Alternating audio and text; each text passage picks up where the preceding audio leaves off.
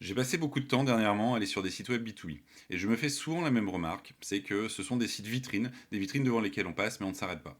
Et c'est quelque chose qu'on a décidé de remédier chez ATG avec un chatbot qui va à la fois répondre aux questions de vos visiteurs qui vont sur votre site, essayer de comprendre leur motivation et prendre un rendez-vous avec eux pour que vos commerciaux puissent ensuite closer. On vous montre ça tout de suite. Donc là, on a un utilisateur qui est sur un article de blog, de notre site web.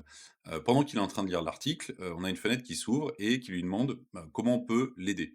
Donc là, c'est un champ libre, ça c'est quelque chose qui est extrêmement important, c'est que, l'utilisateur est libre, de faire sa première requête. Donc là, par exemple, il va poser une question qui a un rapport avec l'article. Donc peut chercher à comprendre si, déployer son infra IA est vraiment un prérequis. On a une réponse directement, donc on commence, par, faire des réponses qui sont opérationnelles et on commence à lui poser des questions, à introduire, la compréhension de son besoin et de sa motivation pour venir ici. Donc on lui demande quel type de cas d'usage vous avez en tête.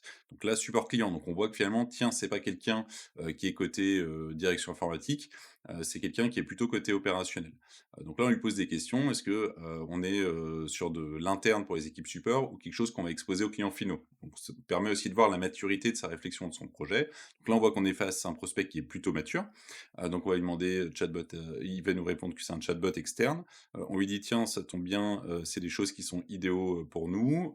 On lui pose une question complémentaire de cadrage pour vérifier qu'on est bien, dans quelque chose qui fonctionne, et on peut lui répondre, sur le fait que, la solution répond à son besoin. On lui explique les principaux intérêts, et on commence, puisque c'est un bon moment pour le faire, à voir si ça vaut le coup de faire une petite démo, de 20 minutes, donc un rendez-vous qui est court, un R1. Donc là, le client, il refuse, mais il dit: «OK, envoyez-moi un mail avec une presse PowerPoint avant de prendre rendez-vous».